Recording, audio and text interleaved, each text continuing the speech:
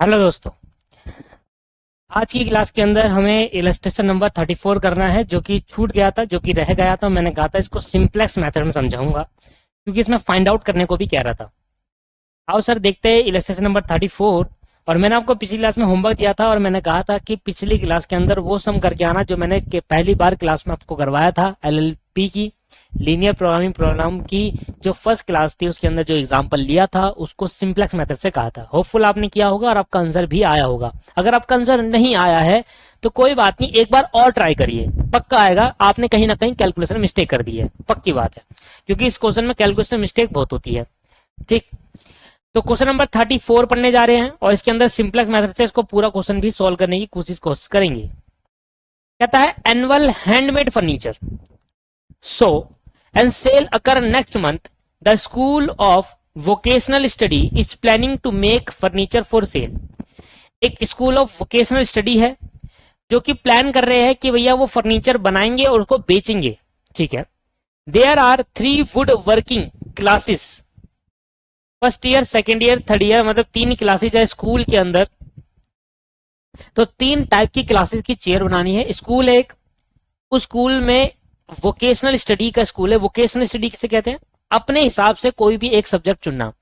जैसे कि मैं चाहता हूं कि मैं फर्नीचर्स का सीखूं काम, या मैं चाहता हूँ मोबाइल बनाना सीखूं या मोबाइल की रिपेयरिंग करना सीखूं। तो सभी चीज के अलग अलग स्कूल्स होते हैं ना, वहां पर सिखाया जाता है। जैसे फर्नीचर का स्कूल है तो फर्नीचर आपके वोकेशनल स्टडी का स्कूल है। यहाँ पे देखो, the school of vocational study is planning to make furniture. ये मत समझो कि स्कूल के अंदर सिर्फ पढ़ाई होती है, स्कूल के अंदर ये भी होता है दोस्तों। वोकेशनल स्टडीज क्या होती है?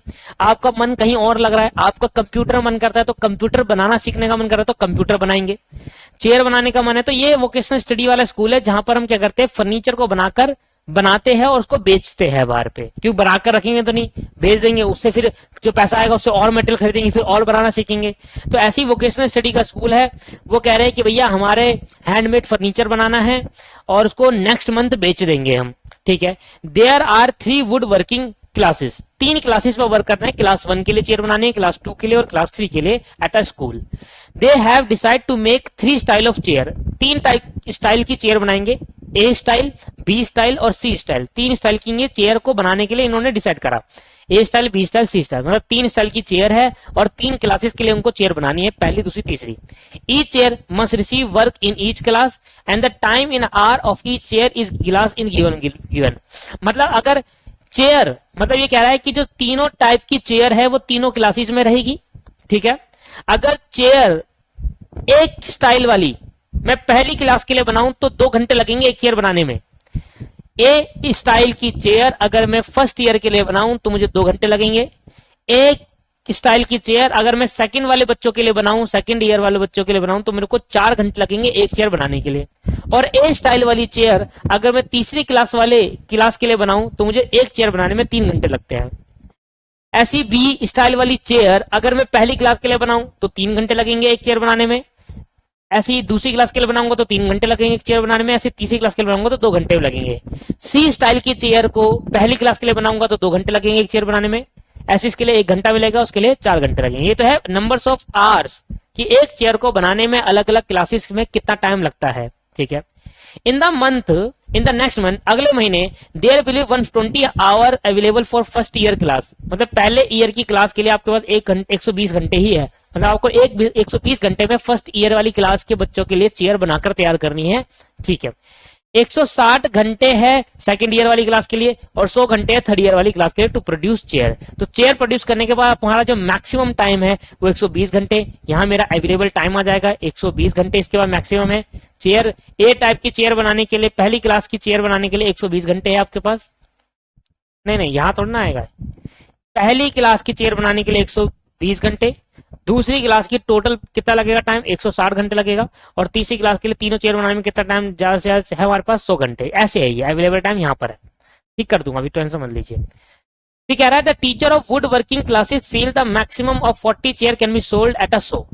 तो इनका एक हैंडमेड शो है। हैंडमेड शो का क्या होता है, हैंडमेड फर्नीचर शो है। मतलब क्या होता है, ऐसे स्कूलों में क्या होता है, फंक्शंस होते हैं, शो होते हैं, वहां पर क्या होता है, अलग अलग टाइप्स की चेयर रखी जाती है और लोग आते हैं उनको चेयर को खरीदते हैं। तो ये शो है, मान लो एक शो चल रहा है, उसमें अलग अलग टाइप के चेयर्स को रखा जाएगा, लोग आएंगे देखेंगे और उनको बाय आउट करेंगे। तो टीचर को लगता है कि इनको फील होता है कि जो हमने चेयर बनाया उसमें 40 चेयर बिक सकती है और सोल्ड हो सकती है।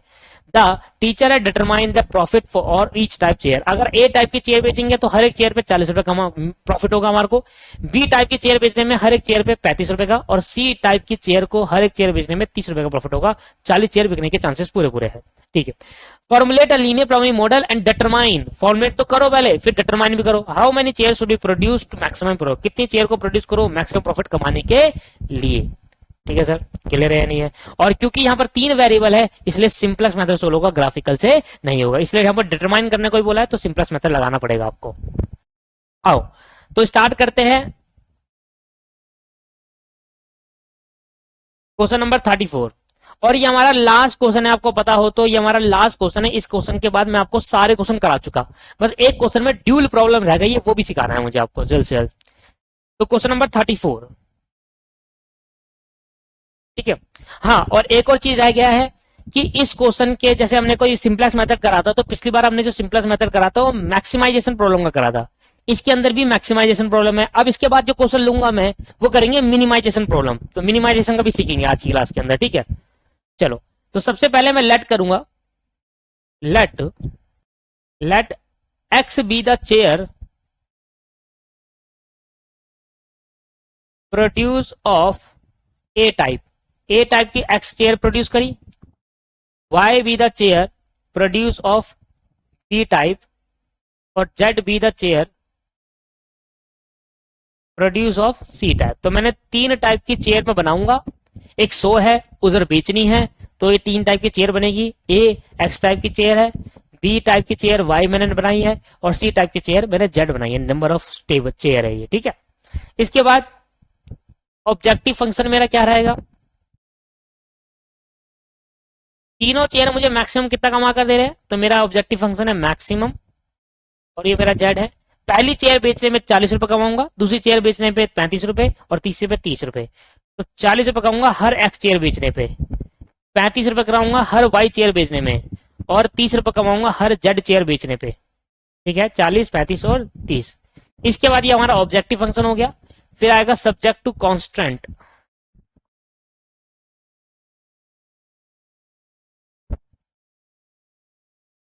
सब्जेक्ट टू कांस्टेंट के अंदर क्या करेंगे, कंडीशन है कि आप पहले ईयर की चेयर बनाने के लिए आपके पास मैक्सिमम टाइम सिर्फ 120 घंटे है। तो 2x plus 3y plus 2z greater than equal to 120, क्या 2x plus 3y plus 2z, ज्यादा से ज्यादा टाइम कितना है 120 घंटे है पहले। ये फर्स्ट ईयर की क्लास की चेयर के लिए है, फर्स्ट ईयर की क्लास के चेयर के लिए। अगर आप पहली क्लास की चेयर बनाते हो तीनों स्टाइल की, तो आपके पास ज्यादा से ज्यादा 120 घंटे है, दूसरी वाले के लिए 140 60 घंटे, और तीसरी वाले के लिए 100। अब ये इधर वाला नहीं है दोस्तों, ये इधर वाले है। ठीक है, मैं इसको चेंज कर सकता हूँ, ये इस स्टाइल वाली चेयर को आप इधर रख दोगे, ईयर आप इधर रख दोगे, तो आपका ग्राफ बन जाएगा वैसे जैसे पहले बनाते थे हम। ठीक है, अब इतना तो आपको पता ही है कि किस तरीके से सॉल्व करना है। क्वेश्चन पढ़कर समझ में आना चाहिए कि आपके पूछ क्या रहा है। देखो जब तक आप क्वेश्चन रटोगे तो चीजें समझ में नहीं आएगी। In the next month 120 hours से अवेलेबल फर्स्ट ईयर क्लास, तो पहली ईयर क्लास ये थोड़ी ना है, ये है ना पहली ईयर की क्लास, तो इसका टोटल बनाने के लिए आपको 120 घंटे ही है भाई। ठीक है, तो आप इधर ना कर देना इसको गलती से, क्वेश्चन को पढ़ लेना ध्यान से। ऐसी 4x 3y और 1z, 4x plus 3y plus 1z greater than equal to 160 घंटे ही है मैक्सिमम। और इधर 3, 2 और 4, 3x 2y और 4z, ज्यादा से ज्यादा कितने घंटे हैं 100 घंटे है। ये सेकंड ईयर वालों के लिए है, और सेकंड क्लास के लिए, ये थर्ड वाली क्लास के लिए है। अब हम लगाएंगे सिंपलेस्ट मेथड। तो सिंपलेस्ट मेथड लगाने के लिए हमें क्या करना पड़ेगा, इंट्रोड्यूस करेगा स्लैक, इंट्रोड्यूस स्लैक, यही इंट्रोड्यूस कर देता हूं, introducing slack variable, introducing slack variable. दोस्तों एक बार ये लिखोगे फिर स्लैक वेरिएबल इंट्रोड्यूस करेगा, ऐसा मत करना, डायरेक्टली स्लैक वेरिएबल इंट्रोड्यूस कर देना। और जब आप स्लैक वेरिएबल इंट्रोड्यूस करोगे तो 3 वेरिएबल है, तो पहले में यहां s1 इंट्रोड्यूस करोगे तो ये हो जाएगा इक्वल। ठीक है, पहले प्रॉब्लम ली, फिर मैंने कहा s1 इंट्रोड्यूस करा, ये इक्वल हो गया। फिर मैंने कहा इधर S2 इंट्रोड्यूस करा, ये इक्वल हो गया। फिर मैंने कहा इधर S3 इंट्रोड्यूस करा, ये इक्वल हो गया। क्योंकि मुझे कितने की कमी पड़ रही थी, एक मिनट एक मिनट एक मिनट एक मिनट, ये कौन सा साइन था मैंने ध्यान नहीं दिया। एक मिनट दोस्तों, एक मिनट, ये साइन था ग्रेटर देन इक्वल टू, मतलब ये मैक्सिमम, ये छोटा है, ठीक है सर, ठीक। अगर ये साइन इधर होता ना दोस्तों, इधर अगर ये साइन ऐसा होता तो इसमें क्या करते पता है, इसका मतलब ये वाला आइटम बड़ा है और ये छोटा है। ये भी बता दो एक बार कि अगर साइन इधर का बड़ा है, मतलब अगर ऐसे दे रखा है x plus y smaller than equal to 120, इसका मतलब क्या है, ये वाला पार्ट बड़ा है, ये छोटा है, तो इसमें कमी पड़ रही है, तो इधर S1 जोड़ देंगे, ठीक है। और अगर ऐसा लिखा होता है x plus y greater than equal to 120, इसका मतलब x प्लस वाई बड़ा है, 120 छोटा है, तो इसके बराबर लाने के लिए इस ये बड़ा है, ये वाला आइटम आ रहा होगा 140, ये 120, मतलब ये बड़ा है, तो इसके लिए मुझे x1 माइनस करना पड़ेगा। ये बात ध्यान देना हमेशा। पहले आप देखो कि आपका आइटम जो है आपको दे रखा है, जो वेरिएबल, वो बड़ा है या छोटा है। अगर वो बड़ा है तो S1 माइनस करना पड़ेगा, और अगर वो छोटा है तो S1 ऐड करना पड़ेगा। यहाँ इंपॉर्टेंट चीज है, यहाँ पर बड़ा है, पिछले वाले क्वेश्चन में भी यहाँ पर ऐसा था। अगर ये ऐसा होता ना तो मैं पता क्या करता, इसका मतलब है कि ये वाली साइड बड़ी है और ये वाली साइड छोटी, तो इधर क्या करना पड़ता, स्लैक वेरिएबल इधर माइनस करता, क्योंकि ये बड़ी है, 120 के बराबर लाने के लिए इधर हटाना पड़ेगा। क्लियर है, समझ में नहीं आ रहा। x1 ये अलग साइड अगर मान लो 140 और ये ग्रेटर देन इक्वल टू 20, इसका मतलब प्रूव हो रहा है कि 140 120 से बड़ा, इक्वल टू को इग्नोर कर देते हैं, 140 120 से बड़ा है, इसका मतलब कि मुझे यहाँ पर S1 माइनस करना पड़ेगा, मतलब S1 क्या होगा, 20 माइनस करेंगे तभी बराबर आएगा। तो ये बात बहुत इंपॉर्टेंट है, जो कि ध्यान देने वाली बात है कि ये S1 स्लैक वेरिएबल जो इंट्रोड्यूस करना है वो ऐड करना है या लेस करना है, it depend on the greater than और लेस देन। अगर याली साइड बड़ी है और ये छोटी तो माइनस करना, और अगर याली साइड छोटी और ये बड़ी तो ऐड करना। तो अभी ये साइन ऐसे था, तो मतलब ये साइड बड़ी है और ये छोटी है, तो इधर कमी है, तो कमी है तो इधर ऐड कर देंगे S1। Same as it is, इधर S2 ऐड करेंगे, इधर S3 ऐड करेंगे, तो ये बराबर आ जाएगा सारा का सारा। जब आप ये कर दोगे तो जितने स्लैक वेरिएबल यहाँ इंट्रोड्यूस करें उतने आपको यहाँ भी करने होंगे, 0S1 0S2 प्लस 0S3, बड़ा होने वाला है क्वेश्चन। क्लियर है या नहीं है, क्लियर। तो इस तरीके से आपको दिया हुआ है, समझ में आ रहा है, क्लियर है कि अगर एक कोई ऐसा होता है x plus y plus z greater than 100 greater than 10 होता है, ऐसा होता तो क्या करता मैं, अब स्लैक वेरिएबल यहां पर माइनस करता है S1 S4, यहां माइनस करता, क्यों करता, क्योंकि ये वाली साइड बड़ी है और ये छोटी है, इसका मतलब इधर ज्यादा आ रहा होगा, इस साइड में ज्यादा आ रहा होगा, उसके बराबर लाने के लिए मुझे यहां से माइनस करना पड़ेगा। तो ये बात ध्यान रखना, जो स्लैक वेरिएबल हम इंट्रोड्यूस करते हैं वो डिपेंड करता है कि किस साइड ज्यादा। अगर ये वाली साइड LHS बड़ी है और RHS छोटी है तो LHS को कम करना पड़ेगा, इसलिए माइनस करो। और अगर LHS छोटी और RHS साइड बड़ी है तो LHS में बढ़ाना पड़ेगा उसको बराबर लाने के लिए, इसलिए स्लैक वेरिएबल इंट्रोड्यूस करेंगे। क्लियर है या नहीं है। तो एक नई बात यहां पर हमने सीखी, वो लिख सकता हो, लिखना चाहो तो आप लिखेंगे। स्लैक वेरिएबल जब हम इंट्रोड्यूस करेंगे तो ये देखेंगे, ये डिपेंड करता है कि हमारी LHS साइड RHS से बड़ी है या छोटी है। पहले लिख देता हूं, स्लैक वेरिएबल इंट्रोड्यूस करते वक्त हमें दो बातें ध्यान में रखनी है। पहली बात, ये इसी के नीचे लिख लेना, कोई बात नहीं, जब आप क्वेश्चन करोगे ना तो आपको ध्यान में रहेगा कि भाई इस तरीके से पढ़ाया था, इसी के नीचे लिख दो, पेपर मत उतारना, पर इसके नीचे ध्यान में। जो LHS साइड है अगर वो बड़ी है RHS से, तो इसका मतलब इधर जो स्लैक वेरिएबल है, इधर जो स्लैक वेरिएबल होगा S1 वो नेगेटिव किया जाएगा, क्योंकि LHS साइड को RHS में बनाने के लिए बड़ा है तो कम करना पड़ेगा ना, जितना ज्यादा होगा उतना माइनस कर देना। और अगर आपकी LHS वाली साइड छोटी है RHS से, मतलब RHS बड़ी है और LHS छोटी है, तो LHS को RHS बनाने के लिए आपको ऐड करना पड़ेगा, तो इधर सेलेक्ट वेरिएबल ऐड करना पड़ेगा।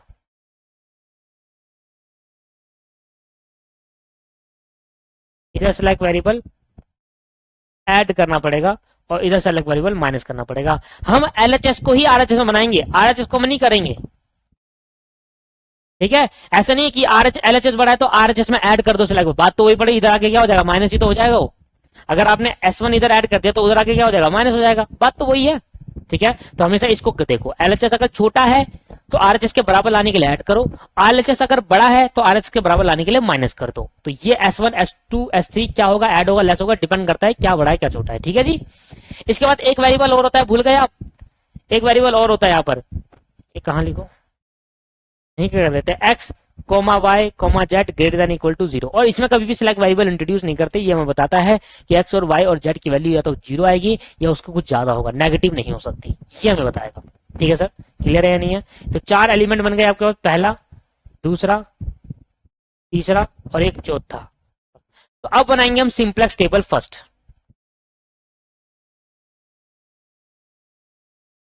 सिंप्लेक्स टेबल 1, मैं सभी टाइप की प्रॉब्लम करा दूंगा। जैसे अभी मैंने ये वाली प्रॉब्लम ले ली, अभी तो बड़ी वाली थी, मतलब ये प्रीवियस जैसा क्वेश्चन ही हो गया है, क्योंकि ये क्वेश्चन मुझे कराना है और जिस तरीके से उस तरीके से कराना पड़ेगा। अब मैं ऐसा क्वेश्चन ढूंढूंगा जहां पर ये ग्रेटर देन इक्वल हो, जहां पर S1 को माइनस करना पड़े और मिनिमाइजेशन हो।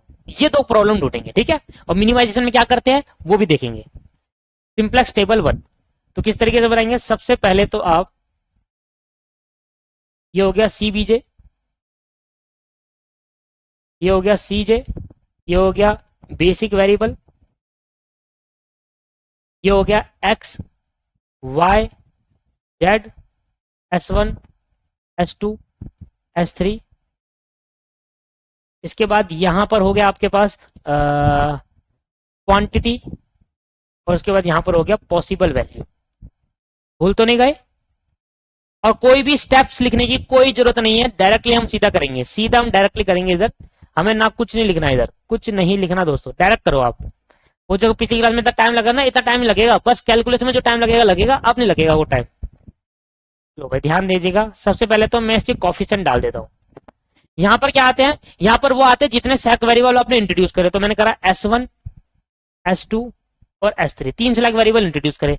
इनके कोफिशिएंट किसमें देखेंगे दोस्त? इनके कोफिशिएंट हमेशा ऑब्जेक्टिव फंक्शन में देखते हैं। तो ऑब्जेक्टिव फंक्शन में जाओ और देखो 40 35 30 0 0 0, 40 35 30 0 0 0। ठीक है, पेपर में मुझे लगता नहीं है या पूछेगा, अगर पूछ लेता है तो आपको आना चाहिए, फिर मैं कह रहा हूं, इसलिए मैं आपको प्रैक्टिस ज्यादा से ज्यादा कराऊंगा। इसके वेरिएबल कितने हैं S1 के? 0 0 0। जितने सिलेक्ट वेरिएबल इंट्रोड्यूस करोगे वो यहां पर आएगा, और जितने टोटल वेरिएबल है वो यहां पर आएंगे। ठीक है, चलो इसके बाद इनका आइटम लिख देते हैं। देखो ये रहा 2 3 2 S1 का 1, 2 3 2 S1 का 1। इन दो, ये दोनों नहीं है तो मैं क्या मानता हूं? इसको 0 मानता हूं। इसके बाद 4 3 1 और S2 है, 4 3 1 और S2 है, ये होगा 1 और ये हो जाएंगे 0 अगर नहीं है तो। इसके बाद ये 3 2 4 S3 है, 3 2 4 और S3 1, तो ये नहीं है तो 100 क्या मान लेंगे? 0 मान लेंगे। क्वांटिटी में ये लिख देंगे 120 160 और 100, 120 160 और 100। अब मैं निकालूंगा ZJ। क्या निकालूंगा दोस्त? ZJ निकालूंगा। और ZJ कैसे निकालते हैं? एक निकाल के ना नीचे स्टार बनाकर लिख दे रहा कि हमने ऐसा निकाला, बाकी हर बार करने की जरूरत नहीं है। ठीक है, ZJ कैसे निकालेंगे? इसको इससे मल्टीप्लाई करूंगा प्लस इसको इससे मल्टीप्लाई करूंगा प्लस इसको इससे मल्टीप्लाई करूंगा। भाई ये 0 है तो सभी चीज 0 आ जाएगी, तो 0 0 करके देख लीजिए आप। जब जिससे हम मल्टीप्लाई कर रहे हैं तीनों आइटम जब 0 है तो किससे भी मल्टीप्लाई करोगे ब्रश कर लो, 0 आना है। और अब निकालूंगा CJ माइनस ZJ। 40 में से 0 का क्या बचेगा? 40। 35 में 0 जाएंगे क्या बचेगा? 35। 30 में 0 जाएंगे क्या बचेगा? 30। और 0 में से 0, 0 में से 0, 0 में से 0, ये निकल गया आपके पास दिस। इसके बाद जब आप ये निकाल लोगे,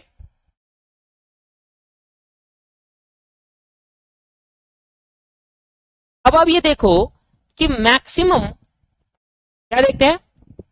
मैक्सिमम पॉजिटिव वैल्यू ये है, ये आपकी मैक्सिमम पॉजिटिव वैल्यू है। तो यहां से आप इस कॉलम को क्या कर लेंगे? यहां से आप इस कॉलम को क्या कर लेंगे? इसको बोलेंगे की कॉलम। क्या कहेंगे इसको? की कॉलम। और की कॉलम से आप निकालेंगे पॉसिबल वैल्यू। 120 को इससे डिवाइड करेंगे, ये आ जाएगा 60।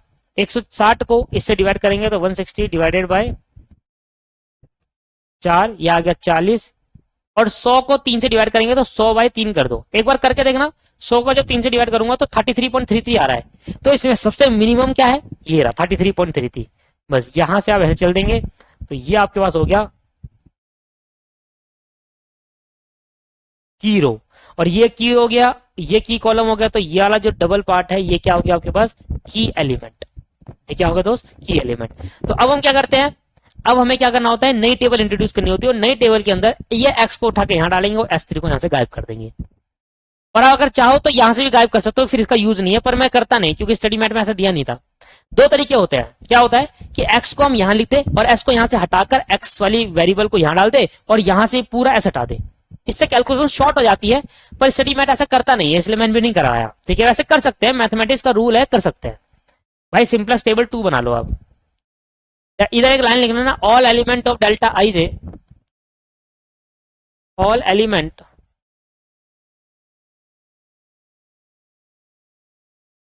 डेल्टा आई जे का, all element of c j minus z j is positive and zero, the solution is not optimal, solution is not optimal. Copy कर लेता हूं इसको।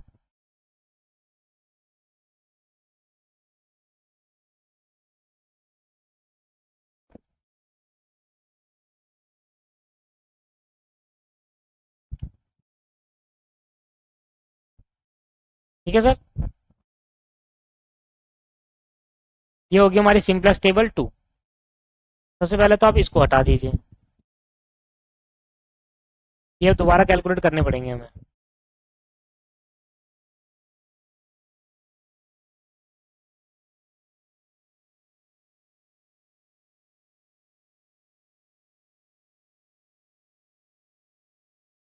ठीक है, ये हटा दो।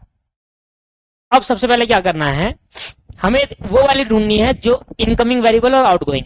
इनकमिंग क्या होंगे, ये वाला, मतलब ये वाला यहां से हट जाएगा और ये एक्स उठा के इधर आ जाएगा। तो जब ये एक्स उठा के इधर आ जाएगा तो यहाँ पर बच जाएगा एस एक्स हो जाएगा बस। और ये रो को कैसे निकालेंगे, ये रो को निकालने के लिए जो आपका की एलिमेंट होगा उससे इस रो को डिवाइड करते जाएंगे। 3 divide by 3, 2 divide by 3, 4 divide by 3, ऐसे करके। 3 डिवाइड बाई 3 क्या हो जाएगा, 1 हो जाएगा। फिर क्या है, 2 डिवाइड बाई 3 क्या हो जाएगा, 2 बाई 3 हो जाएगा। 4 डिवाइड बाई 3 क्या हो जाएगा, 4 बाई 3 हो जाएगा। 0 डिवाइड बाई 3 0 हो जाएगा, ये हो जाएगा 0, ये 0 और ये 1 बाई 3 हो जाएगा। ठीक है, कर दिया। ये इनकमिंग वेरिएबल ले आए हम यहाँ पर, और जो S2 था S3 था वो भगा दिया, यहाँ से हटा दिया, ये आ गया। और एज इट इज ये क्या है, 100 डिवाइड बाई 3, 100 डिवाइड बाई 3, 100, ये आ गया। ठीक है, ये हो गया। इसके बाद आप क्या करते हैं, इसके बाद लगाते हैं फॉर्मूला बाकी रो में, और फॉर्मूला लगता है न्यू, क्या लगता है, ओल्ड रो, थोड़ा नीचे लिखेंगे, old row minus new row into corresponding element,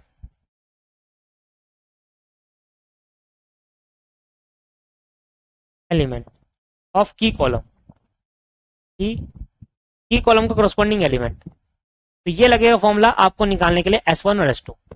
क्या होगा, सबसे पहले ओल्ड रो देखो, ओल्ड रो क्या है, ये रही 2 3 2 1 0 0, इसको लिखना पड़ेगा सर, 2 3 2 1 0 0। इसके लिए कर रहा हूं 4, S2 के लिए नहीं कर रहा हूं। ठीक है, फिर S1 के, S2 के लिए, S1 के लिए कर रहा हूं। पहले मैं S1 के लिए निकाल देता हूं, फिर S2 के लिए, minus minus minus minus. New row क्या आई थी, ये आ रही 1 2 by 3, 1 by 3, 1 2 by 3, 1 by 3, 0 0 1 by 3, 0 0 1 by 3। अच्छा ये भी तो है 100 बाई 3, इसको मत भूल जाना, ये भी है दोस्तों 100 बाई 3। और उसका ओल्ड क्या है देखा ना, ओल्ड इसका है 100, ओल्ड इसका है 100, देखो सॉरी सॉरी सर 120, ये वाली रो कर रहे हैं ना, S1 निकाल रहे हैं, तो S1 का ओल्ड क्या है 120, ये फिर भूल जाऊंगा ना तो पिछली क्लास की तरह 120। ठीक है, अब कर देंगे corresponding एलिमेंट। तो मैं देखूंगा उस की कॉलम में जो रो में निकाल रहा हूं उसका corresponding एलिमेंट क्या है, ये रहा, ये है corresponding एलिमेंट। तो 2 से कर देंगे मल्टीप्लाई, 2 से कर देंगे मल्टीप्लाई दे। तो ये तो आपको सॉल्व करना ही पड़ेगा दोस्तों हर बार ऐसे ही, क्योंकि आप इसको ओरली सॉल्व मुश्किल है कर पाओगे, और अगर कर भी लिया तो भाई मिस्टेक होने के चांसेस बहुत रहता है इसमें, क्योंकि ये थोड़ा टिपिकल हो जाता है, बार बार ऊपर नीचे देखना पड़ता है। इसलिए आप इसको लिख लो पहले। तो 2 1 जा 2, 2 में से 2 गया 0, इसको मल्टीप्लाई करेंगे तो 4 बाई 3 हो जाएगा, और ये आ जाएगा 3 माइनस 4 बाई 3, तो 3 3 जा 9, 9 में से 4 गए आपके पास 5, तो 5 बाई 3 आ जाएगा। 2 बाई 3, तो 2 माइनस 2 बाई 3, 2 माइनस 2 बाई 3, तो 3 2 जा 6, 6 में से 2 जाएंगे तो 4 बाई 3 आ जाएगा। 1 माइनस 2 0 0 1 हो गया, 2 0 0 0 माइनस 0 0 हो गया। 2/3 0 माइनस 2/3 क्या हो जाएगा? -2/3 आ जाएगा।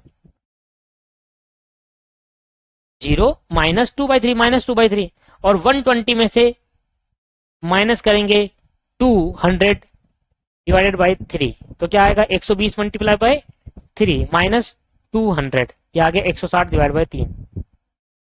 चलो भाई 0 5/3 4/3 0 5/3 4/3 फिर 1 0 -2/3 1 0 -2/3 और 160/3 ये रहा लास्ट में 160/3। 4s1 हो गया। अब 4s2 तो s2 के लिए सबसे पहले मैं क्या करेंगे? ओल्ड रो कहां है दोस्त? ये रही 4 3 1 0 1 0 160 4 3 1 0 1 0 और 160। इसके बाद मेरी जो न्यू रो है वो मेरी ये रही 1 2/3 1/3 0 0 1 2/3 1/3 0 0 1/3 100/3 1/3 100/3 दोनों के लिए सेम रो मानी जाएगी। मल्टीप्लाई कोरोस्पोंडिंग एलिमेंट देखो उस रो जो ओल्ड रो है उसमें देखो की कॉलम में कौन सा एलिमेंट है? ये वाला। इस रो में की कॉलम में ये वाला एलिमेंट है तो ये हमारा कोरोस्पोंडिंग एलिमेंट हो गया। 4 से कर देंगे मल्टीप्लाई 4 4 4 4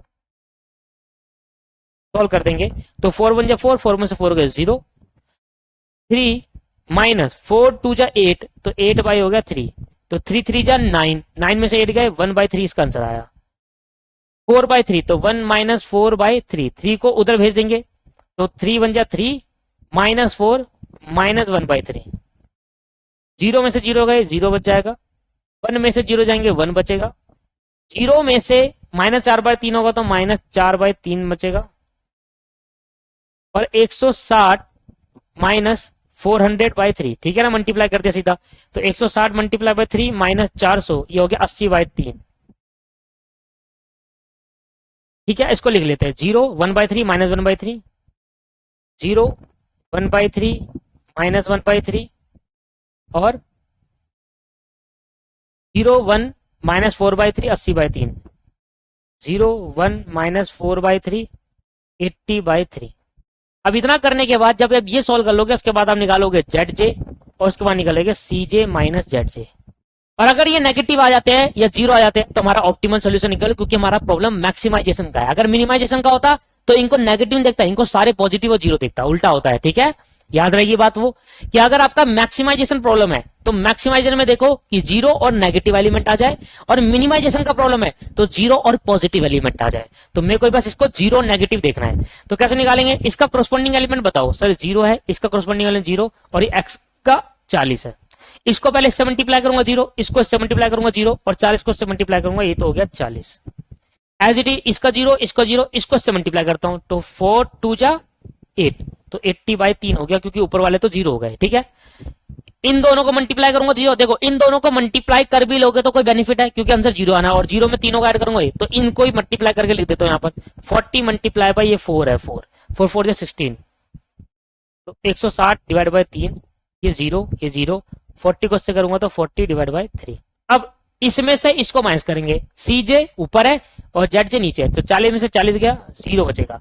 35 में से 80 माइनस 3 क्या होगा? 35 में से माइनस करेंगे 80 डिवाइड बाय 3 करना 3 को 35 मल्टीप्लाई बाय 3 105 80 माइनस कर दिया तो 25 डिवाइड बाय 3 आ गया 25 डिवाइड बाय 3। ऐसी 30 में से 160 माइनस 3 करना 30 में से माइनस करेंगे 160 डिवाइड बाय 3 3 या 9 30 मल्टीप्लाई बाय 3 90 160 माइनस करूंगा तो है -70/3 -70/3 माइनस में आ रहा है ठीक है। एक इस वजह से मुझे दोबारा टेबल बनानी पड़ेगी क्योंकि ये पॉजिटिव हो गया। 0 में से 0 करेंगे 0 0 में से 0 करेंगे 0 0 में से 40/3 करेंगे तो -40/3 हो गया। बस सारे नेगेटिव आ गए थे बस इसकी वजह से हुआ तो ये मेरा हाईएस्ट पॉजिटिव वैल्यू है। अब ये मेरी हाईएस्ट पॉजिटिव वैल्यू है तो समझ लेना इसी से क्या बनेगा? की कॉलम बनेगा और जब ये की कॉलम बनेगा तो मैं पॉसिबल वैल्यू कैसे निकालूंगा? इसमें से इसको डिवाइड करेंगे तो ध्यान देना 160 divide by 3 whole divide 5 divide by 3 तो तो ये घूम कर ऐसा आ जाएगा, तो 160 डिवाइड बाई 3 और इसको रेसिप्रोक कर दो तो 3 डिवाइड बाई 5। तो मैं 3 से 3 काट देता हूँ और 5 को इससे डिवाइड कर देता हूँ 160 को, 160 डिवाइड बाई 5। होपफुल आपको समझ में आ रही है चीजें। ये आ गया 32। एक बार सॉल्व करके दिखाता हूँ, ठीक है, यहाँ दिखाता हूँ साइड में। 160 डिवाइड बाई 3 और है ना आपके पास 5 डिवाइड बाई 3। जो ये 5 डिवाइड बाई 3 है ना, इसको आप रेसिप्रोकल कर दो डायरेक्ट और 3 डिवाइड बाई 5 कर दो, तो इससे ये कट जाएगा और इससे 32 आ जाएगा। समझ में आ रहा है? ठीक है, ऐसे ही सर 80 डिवाइड बाई 3 इसको कर दो रेसिप्रोकल 3 1, तो 3 से 3 कैंसिल आउट हो गया, 80 बच गया इसका। और इसका देखो 100 डिवाइड बाई 3 इसको ऊपर कर दो तो 3 ऊपर आ जाएगा, 2 नीचे आएगा, 3 से 3 कैंसिल आउट होगा, 2 से 100 जाएगा तो क्या बच जाएगा 50। इसमें देखो सबसे मिनिमम क्या है, मिनिमम मिनिमम क्या है, ये है सर मिनिमम, ये वाला। तो ये देखो सबसे मिनिमम है, इस पे क्या बन जाएगा आपके पास, इसमें आपका बन जाएगा सर की रो, बन जाएगा। और जो याला बॉक्स होगा इसको हम की एलिमेंट कहेंगे। इसको थोड़ा डार्क कर लेके आना पेपर के अंदर, अगर करोगे तो डार्क कर लेना की एलिमेंट। और जब ये की एलिमेंट बनेगा तो इसके हिसाब से आप क्या करेंगे, वाई को उठाकर इधर भेजेंगे, एस कर देंगे गायब। करते हैं दोबारा सॉल्व, सिंप्लेक्स टेबल 3, और तब तक बनाएंगे, अब आ जाएगा आंसर सिंप्लेक्स टेबल 3। अब आंसर आ जाएगा आपका, क्यों? क्योंकि उसमें सारे नेगेटिव हो गए थे और एक ही पॉजिटिव था, तो वो पॉजिटिव को चेंज कर दिया। देखो यही तो चेंज करा, ये पॉजिटिव था ना यहाँ पर, ये वाली लाइन, तो इसको क्या करा, वाई को उठा के इधर भेज दिया। अब ये नेगेटिव हो जाएगा पक्का। कॉपी कर लेते हैं सबसे पहले तो।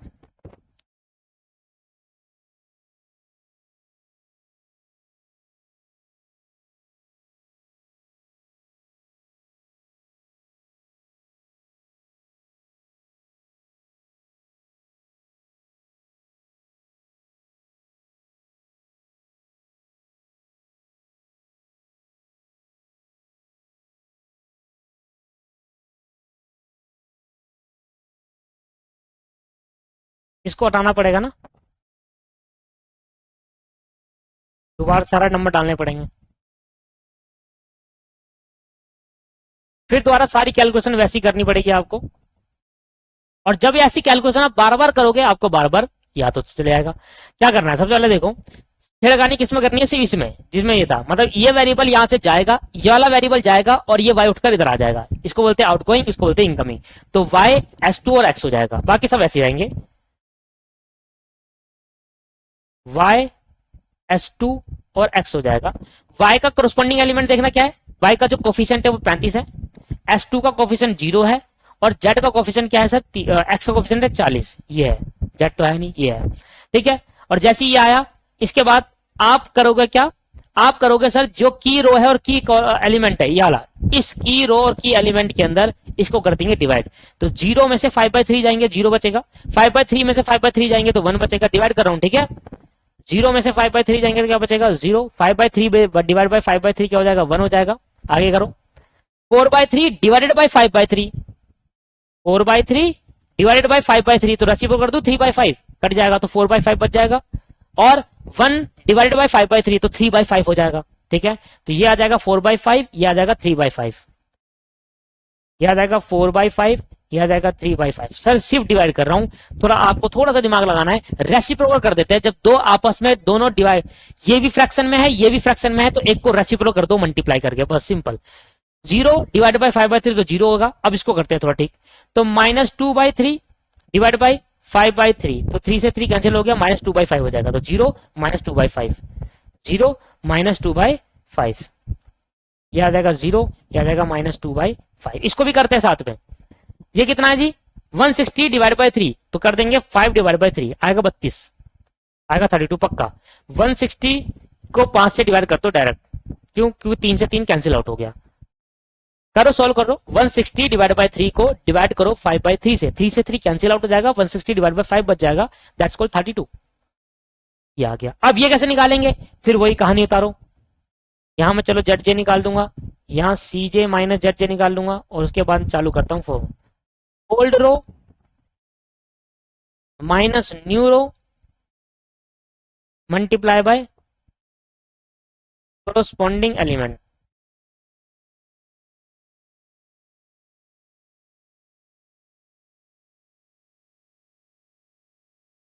कैसे होगा जी, पहले आप ओल्ड रो लिख लीजिए, कहां है जी ओल्ड रो, इधर देखो ये रही, ठीक है, मैं इसकी फोटो खींचूंगा, बार बार ऊपर नीचे करना पड़ता है। देखिए मैं इसकी फोटो खींच ली है। अगर आपको क्लिक करना है तो आप कर सकते हैं किसी और फोन से, ठीक है, पर नहीं तो पेज घुमा लेना भाई, नहीं तो यहाँ तक पहले लिख लो आप, पेज कर लेना, क्योंकि देखो बार बार ऊपर नीचे करके ना टाइम वेस्ट होगा। मैंने कर लिया क्लिक। अब यहाँ पर सीधे लूंगा ओल्ड और सीधे लिखूंगा न्यू। तो न्यू तो ये रहे मेरे 0 1 4 बाई 5 3 बाई 5, 0 1 4 बाई 5 3 बाई 5 और 0 -2 बाई 5, 0 -2। जहां आपने गलती करी है ना कैलकुलेशन में, समझ लेना आपकी कैलकुलेशन मिस्टेक हुई और क्वेश्चन गलत।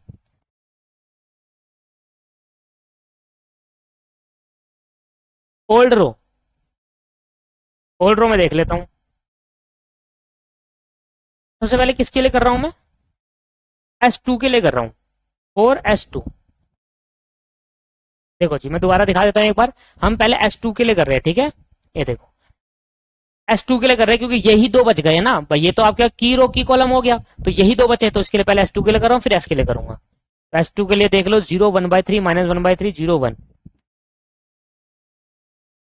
0 1/3 -1/3 0 और 1 और -4/3।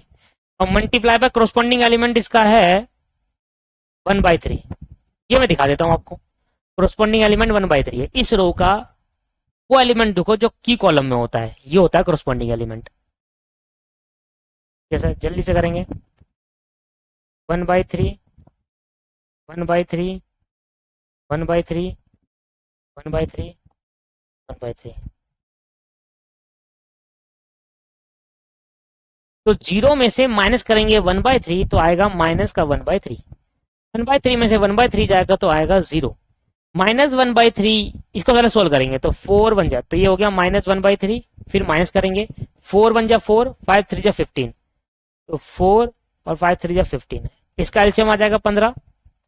5 3 जा तो -5 आएगा, -4, तो ये हो गया -9/15। ठीक है, एलसीएम निकालना आता है। इसको मल्टीप्लाई करेंगे 3 से 3 कैंसिल आउट हो जाएगा ना, तो 1/5 माइनस का 1/5 बचेगा क्योंकि वो 0 है।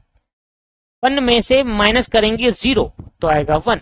-4/5 में से ही माइनस करेंगे तो -4/5 माइनस, इसको इससे मल्टीप्लाई करेंगे तो -2/5, तो ये प्लस हो जाएगा, +2/15 हो जाएगा।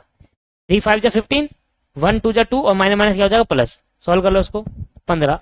5 3 जा 5 3 में आता है 15, 4 3 या 12, माइनस का 12 प्लस 2, यह आ जाएगा -10/15। इसको सॉल्व करेंगे तो 5 3 जा 5 2 जा तो -2/3। लिखो भाई इसको, तो -1/3 -9/15। इसको और सोल्व कर सकते हैं 9/15 को। 5 3 जा 15, ओ 3 5 जा 15 और 3 3 जा 9, तो -3/5। पहले क्या है -1/3 -1/3, फिर आपके पास 0 है,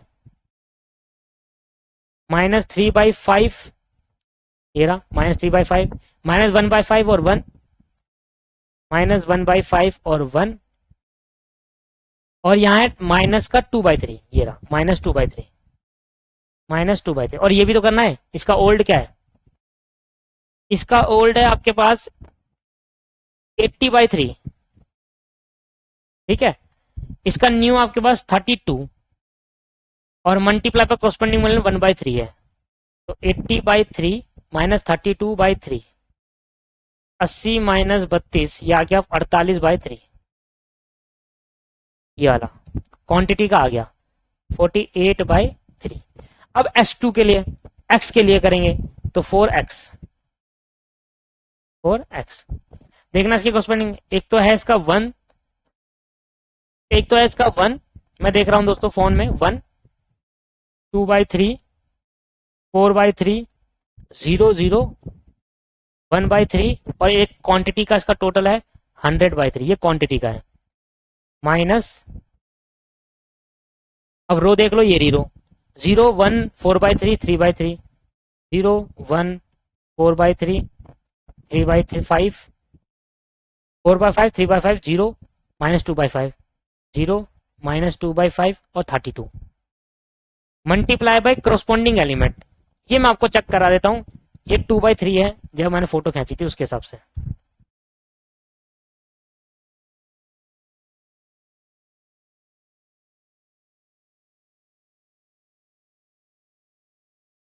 दिखा देता हूँ, 2/3 है कोरोस्पोंडिंग में। मैं ये निकाल रहा हूँ एक्स का, और एक्स का वो एलिमेंट जो की कॉलम में आता है उसको कहते हैं कोरोस्पोंडिंग 2/3। ठीक सर, चलिए सॉल्व कर लो उसको। तो 1 में से माइनस करेंगे 2/3, 1 माइनस 2/3 क्या आ जाएगा, 3 इधर जाएगा, 3 में से 2 गया, 1/3 आ जाएगा। 2/3 में से 2/3 जाएंगे तो 0 बचेगा। 4/3 में से ध्यान देना, 4/3 में से पहले जाएंगे 4 2 जा 8 और 5 3 15, माइनस 8/15। एलसीएम आएगा तो क्या आएगा 15। 3 5 जा 15 होता है तो 5 चौक 20 हो जाएगा, यहाँ पर 15 1 जा तो ये 8 हो जाएगा, ये हो जाएगा सर 12/15। इसको थोड़ा और सोल्व करेंगे तो 3 की टेबल में जाएगा, 3 5 जा 15, 3 4 जा 12, तो 4/5 मेरा आंसर है इसका। 0 में से माइनस करेंगे ये, तो 3 से 3 कैंसिल आउट हो जाएगा, ये 3 से 3 कट गया, 2/5 आ जाएगा, माइनस का 2/5 आ जाएगा इसका। 0 में से 0 जाएंगे, 0 है क्योंकि इसको इससे मल्टीप्लाई करूंगा 0 हो जाएगा, और 0 में से 0 है 0। 1 में 1/3 माइनस, और ये माइनस क्या हो जाएगा प्लस, 2 उसके पास जाएगा 4 हो जाएगा, और 5 3 जा 15 हो जाएगा। एलसीएम कर लो 15, 3 5 की टेबल में 15 आता है, 5 + 4 9/15 आ जाएगा। इसको थोड़ा और चल करेंगे, 3 3 जा 9 और 3 5 जा 15, तो 3/5 इसका आंसर है। एज इट इज 100/3, 32 को 2 से मल्टीप्लाई करेंगे, 64/3 माइनस का 64/3, तो 100 में से 64 गए तो कितना बचेगा 36/3, 36/3, 3 3 बन गया 3, 3 12 36, तो ये आपके पास है 1/3 0 4/5। लिख दो सर यहाँ पर 1/3 0 4/5, 1/3 0 4/5, माइनस 2/5 0, माइनस 2/5 0, माइनस 2/5 0, 3/5 और 12, 3/5 और 12। अब आप निकालो सर क्या, अब आप निकालो जेड जे। तो 35 को मल्टीप्लाई करूंगा 0 से 0, 0 को से मल्टीप्लाई करूंगा 0, और 40 को से करूंगा तो क्या आएगा 40/3। 35 को 1 से करूंगा तो 35 आ जाएगा, इन दोनों को करूंगा तो 0 आ जाएगा, तो कोई फर्क नहीं पड़ेगा 35 पे। इसको इससे मल्टीप्लाई करूंगा 35 मल्टीप्लाई बाय 4, देखो 5 की टेबल 5 1 जा 5, 5 7 जा 35, और 7 चौक 28, तो 28 आ गया इसका। अभी ये हो गया 0, तो 28 याद रखना, ये 28 है प्लस 0 है। अब इसको कर लेते हैं, 5 1 जा 5, 5 8 जा 40, 8 आया, 8 4 जा 32, 32 और 28, 32 प्लस 28 प्लस 0, तो 60 आ गया इसका आंसर। सॉल्व कर लो फिर दोबारा। इन दोनों को मल्टीप्लाई करने में आया 32, सॉरी इन दोनों को मल्टीप्लाई करने में आया 28, इन दोनों को मल्टीप्लाई करने में आया 0, और इन दोनों को मल्टीप्लाई करने में आया 32, तो 28 प्लस 0 प्लस 32 बन जाता है 60। क्लियर।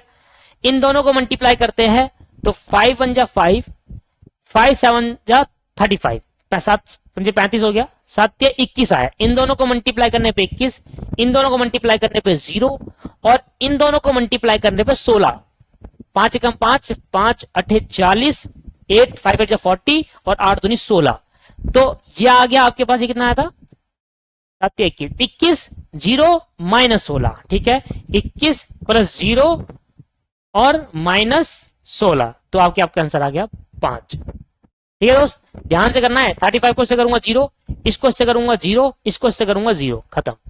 35 को इससे करूंगा तो 5 7 जा 35 हो गया, 7 2 जा 14 हो गया, तो माइनस का 14, याद रखना माइनस 14, प्लस इसको इससे करूंगा तो 0, और इसको इससे करूंगा तो वही 5 8 जा 40, 8 या 24, और 24 माइनस 14 कितना हो गया, 24 माइनस 14 आपके पास 10, तो इसका टोटल आया 10। बहुत जरूरी है, ऐसे इसको करो, इसकी जरूरत नहीं है, वैसे करने की जरूरत नहीं है इसकी, इसका जेड निकालने की जरूरत नहीं है, इसका बेनिफिट क्या है निकालने का, इसका कोई यूज तो होता नहीं है। ठीक है, अच्छा ये निकालने का, अब माइनस करो 40 में से 40/3 माइनस करेंगे, 40/3 माइनस करेंगे क्या आएगा 40 मल्टीप्लाई बाय 3 माइनस 40, यह आ गया आपके माइनस का 80/3, माइनस 80/3। 35 में से 35 जाएंगे क्या बचेगा 0, 30 में से 60 जाएंगे क्या बचेगा माइनस का 30, जीरो में से 5 जाएंगे क्या बचेगा, माइनस का 5, जीरो में से 0 जाएंगे 0, जीरो में से 10 जाएंगे माइनस का 10। देखो all element of c j और minus z j is negative और zero, this solution is optimal solution. और यही सोल्यूशन हमारा क्या है दोस्तों, ऑप्टिमल सोल्यूशन है।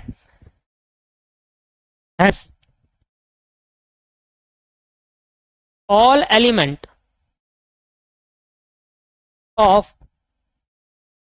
tj minus zj is 0 and negative. So the solution is optimal. So the solution is optimal. Now value of x y और z क्या है, सिंपल है। Value of x y z क्या है, जो क्वांटिटी में दिख रही है वही है। वैल्यू ऑफ एक्स क्या है, देखो सर मुझे एक्स की वैल्यू दिख रही है, ये रहा, ये मेरा, ये देखो जहां मेरा वाई की वैल्यू जो है मेरी 32 हो गई, एक्स की वैल्यू जो है मेरी 12 हो गई, पर जेड की वैल्यू कोई नहीं है तो 0। S2 स्लैक को नहीं इग्नोर कर देते हैं, स्लैक वेरिएबल को इग्नोर कर देते हैं क्योंकि वो डमी बनाया होता है। ये कितना आया था 32 और 12, एस की वैल्यू 32 आई, वाई की वैल्यू 12 आई और जेड की वैल्यू 0 आई। तो दिस इज द आंसर, और यही आपका ऑप्टिमल सोल्यूशन है। ठीक है, और हमें बोला था मैक्सिमाइज करके देखो प्रॉफिट, तो हमने कहा बताओ मैक्सिमम प्रॉफिट क्या होगा। मैक्सिमम प्रॉफिट जो हमारा था 40x plus 35y plus 30z। तो x की वैल्यू मुझे दे रही है कि x को बोल रहा है कि आप x टाइप की चेयर जो a टाइप की चेयर हो वो 32 बनाओ, और b टाइप की चेयर आप 12 बनाओ, और c टाइप की चेयर आप 0 बनाओ, मत बनाओ उसको। कम प्रॉफिट दे रही है 32, 40 इंटू 12 ये हो गया 1280 प्लस 12 इंटू 35 ये आ गया 420, और ये आ गया 0, 420 1280 ये आ गया 1700। तो मैक्सिमम प्रॉफिट आपको 1700 रुपए का होगा अगर आप इस तरीके से चेयर को बनाते हैं तो। क्लियर है, हमसे बोला था डिटरमाइन करो how much chair should be produce to maximize profit. हमने कहा एक्स कितनी करो, वाई कितनी करो, जेड की करो ही मत, जेड मतलब सी टाइप की कोई चेयर प्रोड्यूस मत करो। क्लियर है दोस्तों, समझ में आ गया। तो जहां तक मुझे पता है कि यहाँ पर जहां तक मुझे लगता है कि मैंने कोई भी कैलकुलेशन मिस्टेक नहीं करी। हो सकता है देखो कभी कभी ऐसा होता है आंसर भी आ जाता है और कैलकुलेशन मिस्टेक भी हो जाती है। देखो अभी हम यहाँ पर हम चेक नहीं कर सकते कि आंसर सही है गलत है ना, ये चेक नहीं करा जा सकता भाई, चेक तभी हो सकता है भाई आप अपने तरीके से करिए, आप एक बार अपने तरीके से करिए। अगर आपके आंसर और मेरे आंसर में डिफरेंस आ रहा है इसका मतलब आपने गलती करी है, मैंने गलती करी है, किसी एक ने कैलकुलेशन मिस्टेक करी है, ये आपको एक बार चेक करना पड़ेगा। एक बार जब ऐसे आपने देख लिया अब आप उसको अपने तरीके से करो सॉल्व, फिर देखो। जहां तक मुझे लगता है मैंने बहुत आराम से करा है, शायद ना हो कैलकुलेशन मिस्टेक। ठीक है, तो यहां पर सारा खेल कैलकुलेशन का, अगर आपने कैलकुलेशन अच्छी कर दी तो आपका अच्छे नंबर सही आ जाएंगे, नंबर गलत कर दी तो क्वेश्चन गलत हो जाएगा आपका। ठीक है दोस्त, चलो तो ये क्वेश्चन खत्म हो गया दोस्तों यहाँ पर अपना। दोस्तों एक क्वेश्चन और है, क्वेश्चन नंबर 31। अब ये वाला जो क्वेश्चन है ना, ये क्वेश्चन है मिनिमाइजेशन का। ये जो क्वेश्चन है वो कौन सा है, मिनिमाइजेशन का। देखो लास्ट में लिखा हुआ है minimization question, minimization problem, minimize the cost. और ये जो क्वेश्चन है वो ग्रेटर देन का है, मतलब जब x plus y plus z less than ना होकर ग्रेटर देन होगा, ग्रेटर देन इक्वल टू, तो इसमें थोड़ा बढ़िया रहेगा, इसमें समझ में आएगा कि हमें किस तरीके से करना है, क्योंकि एक ये तरीका और बन सकता है मैक्सिमाइजेशन। अभी मैंने एक क्वेश्चन सोल्व करा मैक्सिमाइजेशन का, अब एक सिंपल क्वेश्चन और सोल्व करते हैं मिनिमाइजेशन का। देखो सामने मैंने ये सोल्व करा हुआ था क्वेश्चन आपके लिए, ठीक है। अभी क्वेश्चन सोल्व करा है तो मैंने इसमें लेट करा है, let the number of hours needed in a plant A. क्या था क्वेश्चन, आपको समझ में आ रहा होगा, पढ़ के पढ़ा आपने, पढ़ा है, मैंने पढ़ा है बीएस को। ए और बी का प्लांट था, मिनिमाइजेशन का फंक्शन था 9a प्लस 10b, और इसके पास 2a 4b 4a 3b, ये आपके पास इसके फंक्शन थे। तो मैं इसको जल्दी से इसकी एक फोटो क्लिक करता हूं, आप भी अगर करना चाहे तो जरूर करिए, इसको देखने के लिए काम आएगा। ये देखो एक इसकी फोटो क्लिक कर लो जल्दी से, हो गया। आओ सर चलते हैं वापसी क्वेश्चन पे अपने, आओ सर करते हैं क्वेश्चन नंबर 31 सिंप्लेक्स मेथड से। ठीक है, क्योंकि ये मिनिमाइजेशन का है और मिनिमाइजेशन पता चलेगा कि हमें क्या करना है। सबसे पहले हमें अपनी मिनिमाइजेशन प्रॉब्लम को सिंप्लेक्स मेथड सॉल्व करने के लिए मैक्सिमाइजेशन में कन्वर्ट करना पड़ता है।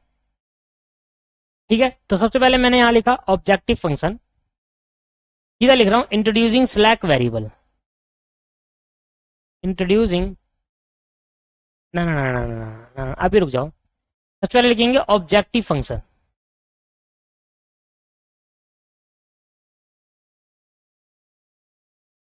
ऑब्जेक्टिव फंक्शन क्या है, तो मिनिमाइजेशन करना है ऑब्जेक्टिव फंक्शन को, जिसको हमने जेड एलेक्ट करा है। ये हमारा है 9a प्लस 10b, इधर एक्स वाई ना मानकर ए भी लेट करा गया है, क्योंकि एक्स और वाई क्वेश्चन के अंदर गिवन था, उसमें कुछ एक्स वाई करके क्वेश्चन के अंदर, इसलिए ए बी लेट करा था। तो ए बी ही क्या ट्रीट करेंगे, एक्स वाई करके, अल्फाबेट चेंज है। और सब्जेक्ट टू कांस्टेंट लिख देता हूं एक बार, सब्जेक्ट टू कांस्टेंट।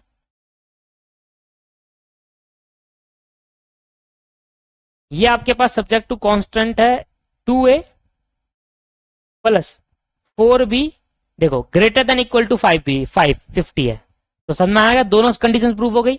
अगर याला होता तो क्या करते हैं, ये चीज बड़ी है तो माइनस का s1 करेंगे, और मिनिमाइजेशन में क्या करते हैं सिखा रहा हूं अभी आपको। पहले लिख लेता हूं 3a plus 2b greater than equal to 60, और एक है a और b greater than equal to 0। ये तो भाई इसकी जरूरत नहीं होती हमें सिंप्लेक्स के अंदर, क्योंकि सिंप्लेक्स के अंदर ग्राफ बनाना नहीं होता, तो उसकी जरूरत नहीं होती। ठीक है, चलो बस ये हमें इंडिकेट ये करेगा, तो ए और बी की वैल्यू आएगी या तो 0 आएगी या 0 से ज्यादा आएगी, नेगेटिव नहीं हो सकती। ठीक है, ये लो दोस्तों, तो मैंने यहाँ पर ऑब्जेक्टिव फंक्शन लिख दिया है, जो मैंने फोटो क्लिक करा था, और सब्जेक्ट टू कांस्टेंट मैंने लिख दिया है। अब देखो यहाँ पर क्या दिख रहा है, यहाँ पर आपको दिख रहा है कि ये वाली साइड इससे ज्यादा है और ये वाली साइड इससे ज्यादा है। ठीक है, तो आपको मैं एक बहुत सारे केसेस बताता हूं। पहला तो केस नंबर 1 कि मान लो आपके पास x plus y greater than equal to 2 है, x plus y greater than equal to 7 है, 2x plus y greater than equal to 3 है। एक ये केस बन सकता है, ध्यान देना, मैं कुछ समझाना चाहता हूं आपको, ये केस आपको उतारनी है। ठीक है, केस नंबर 2, एक केस बनेगा x plus y smaller than equal to 2, x plus 3y smaller than equal to 7, और 2x plus y smaller than equal to 3। एक केस ये बन सकता है कि एक में सारे क्या हो, ग्रेटर देन हो, और एक में सारे क्या हो, स्मॉलर देन हो। मैंने पीछे वाला क्वेश्चन कराया था, इसमें सारे क्या थे, ग्रेटर देन थे, और ये वाला क्वेश्चन करा रहा हूं तो इसमें सारे क्या है, स्मॉलर देन है। देख रहे हो, ग्रेटर देन है, सॉरी पीछे वाला क्वेश्चन कराया था तो स्मॉलर देन था, और ये वाला क्वेश्चन करा रहा हूं तो ग्रेटर देन, क्योंकि ये साइड इससे बड़ी है। ठीक है, अब केस नंबर 2 और 3 और 4 समझो। Case number 3, x plus y greater than equal to 2, 3x plus y smaller than equal to 2, और 3x plus y greater than equal to 2। जब आपको ऐसी सिचुएशन अराइज होती है दोस्तों, तो इस सिचुएशन में आप देखो कि ये तो एलिमेंट ग्रेटर देन तो है, पर एक आपके पास क्या है, स्मॉलर देन। तो ऐसी सिचुएशन जब अराइज होगी तो इसको हमें ठीक करना होगा, और ठीक करने के लिए हम जो जो दो चीज एक जैसी है उसको छोड़कर जो एक जैसी नहीं है ये वाली, इसको हम इसकी तरह बनाएंगे। सुनो ध्यान से, मैं इंपॉर्टेंट चीज कह रहा हूं, देखो क्वेश्चन इतने सारे है नहीं, इस बेस पे क्वेश्चन है नहीं, तो केसेस लिखवाने पड़ रहे हैं मुझे। दोबारा समझो, जब ऐसी सिचुएशन आई, या तो तीनों एक जैसे होने चाहिए, या तो तीनों ग्रेटर देन हो, या तीनों लेस देन हो। ऐसे नहीं चलेगा कि दो इक्वेशन ग्रेटर देन है और एक इक्वेशन लेस देन है, ऐसे नहीं चलेगा। तो जोन सी इक्वेशन लेस देन है, या तो उसको ग्रेटर देन में कन्वर्ट कर लो, या जो ग्रेटर देन है उसको लेस देन में कन्वर्ट कर लो। तो मैं वो करूंगा कन्वर्ट जो कम होगी, मतलब ये दो इक्वेशन दो है ऐसी जो ग्रेटर देन है, तो इसको करने से 2 बार चेंज करना पड़ेगा, तो ये वाली करता हूं क्योंकि इसमें एक ही बार चेंज करना पड़ेगा। अब देखो क्या करना पड़ता है, सुन लो। सिंप्लेक्स मेथड स्टार्ट करने से पहले आप सबसे पहले ये चेक करोगे कि ये जो और ये जो है, मैं सारे कॉन्सेप्ट सिखा रहा हूं आपको। अभी सिंप्लेक्स मेथड खत्म हुआ ही नहीं दोस्तों, वो तो प्रोसीजर खत्म हुआ है, पर नई नई क्वेश्चन जब बनेंगे तो इस तरीके से आपको करना पड़ेगा काम। तो ये वाला और ये वाला कैसे होगा, बिल्कुल सही है सर, या तो इसमें हो जाए टोटल, या तो सारे ग्रेटर देन हो या सारे स्मॉलर। इसमें वो नहीं लेके चलेंगे x, y, z, इसको इग्नोर करते हैं, इसको ध्यान नहीं देते, सिर्फ इक्वेशन को ध्यान देते हैं।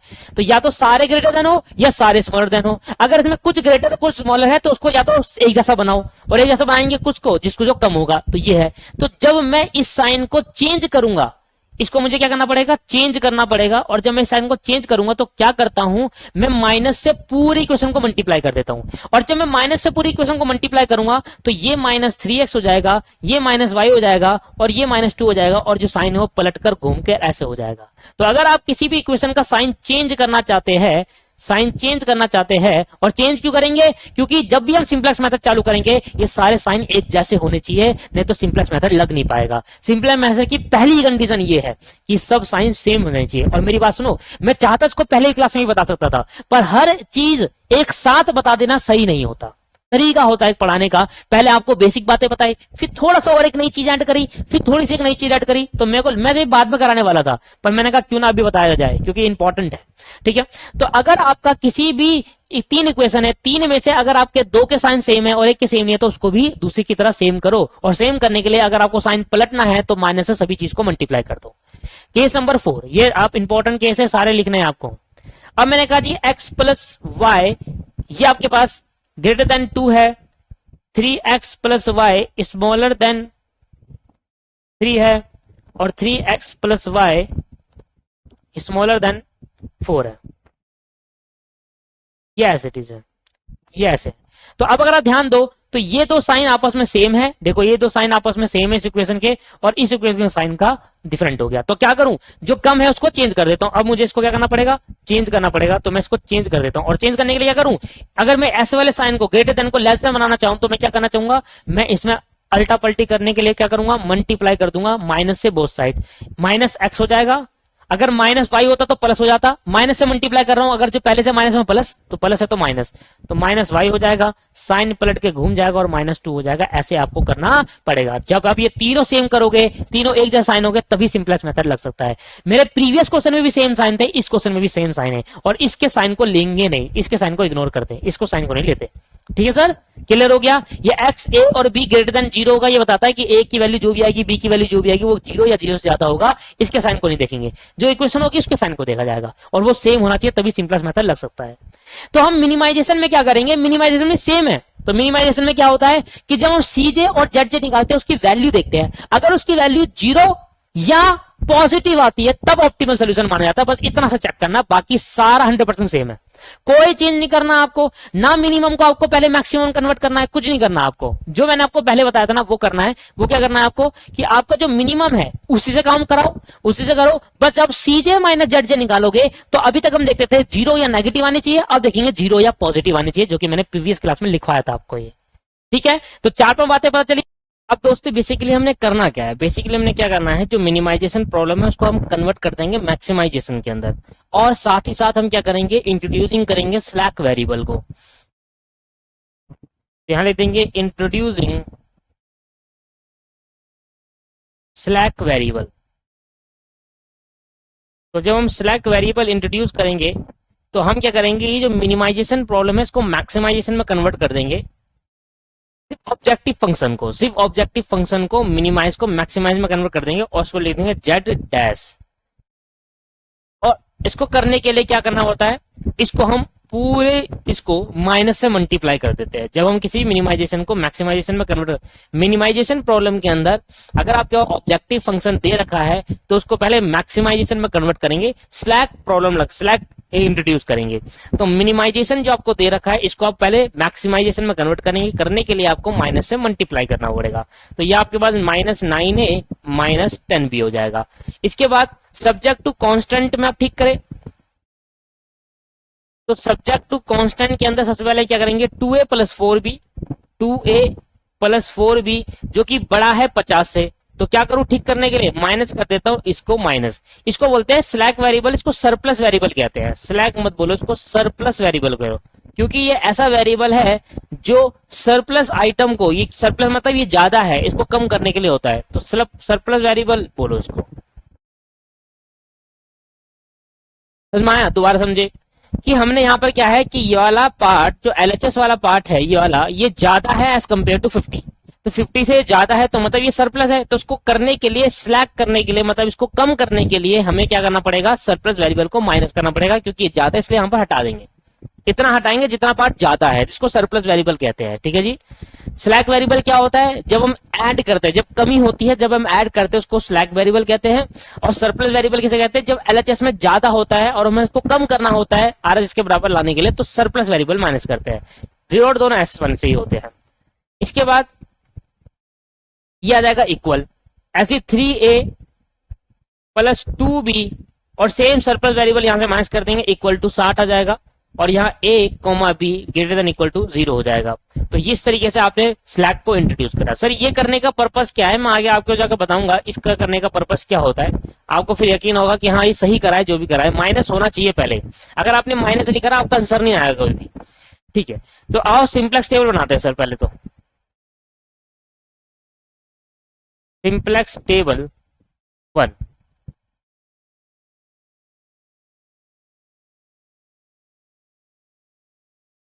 सबसे पहले आपके पास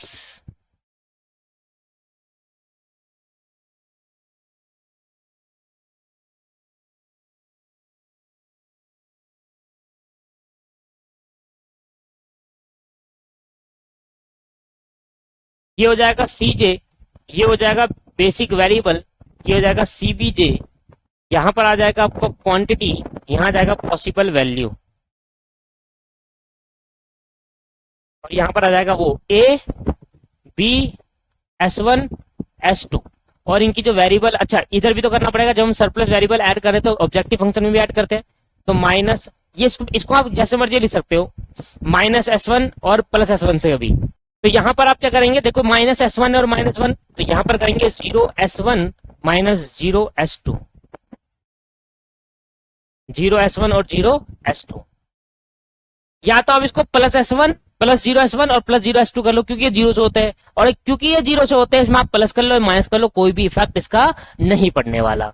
इस आइटम पे इस दो वेरिएबल्स का सरप्लस वेरिएबल कोई भी इफेक्ट नहीं पड़ेगा। आप इसको +0S1 कर लो या +0S2 कर लो, इनकी जो कॉस्ट होती है आगे वो जीरो रहती है। क्लियर है या नहीं है? क्लियर, ठीक है।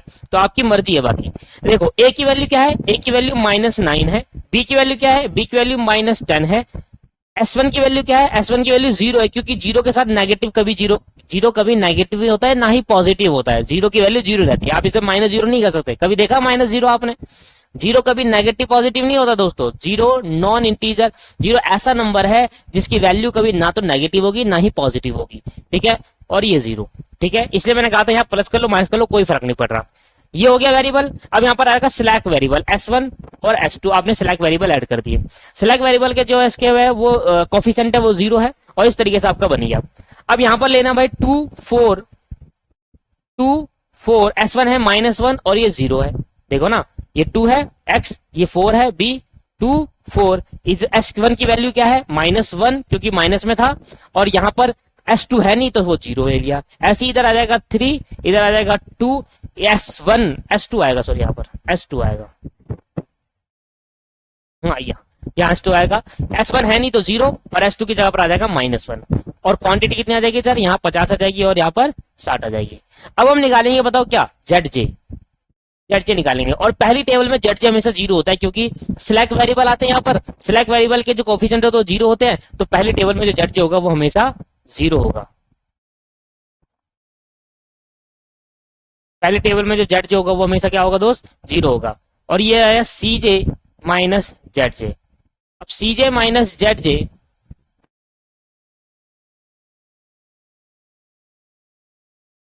कैसे निकालेंगे, देखो -9 में से 0 जाएंगे क्या बचेगा, -9, -10 में से 0 जाएंगे क्या बचेगा, -10, 0 में से 0 जाएंगे 0, 0 में से 0 जाएंगे 0। अब मेरी बात सुनना, मैंने वो माइनस क्यों करा था वहां पर, अगर मैं वहां पर माइनस नहीं करता, अगर मैं इसका साइन चेंज नहीं करता, तो ये 9 और 10 आता पॉजिटिव, और ये अगर 9 और 10 आता पॉजिटिव तो प्लस का 9 प्लस का 10 आता, तो प्लस का 9 और प्लस का 10 आने की वजह से क्या होता, 9 -0 +9 आता, और 10 -0 +10 आता, और ऐसे करने से मेरे सारे एलिमेंट पॉजिटिव और 0 हो जाते, और मेरा सोल्यूशन ऑप्टिमल बन जाता यहीं पर। कैसे बन जाता, मैंने कुछ करा ही नहीं अभी तो, समझ में आ रहा है? ऑप्टिमल सोल्यूशन कब बनेगा, मिनिमाइजेशन प्रॉब्लम के अंदर, किसी भी मिनिमाइजेशन प्रॉब्लम में ऑप्टिमल सोल्यूशन बनेगा जब वो 0 हो और आपके पास पॉजिटिव होगा।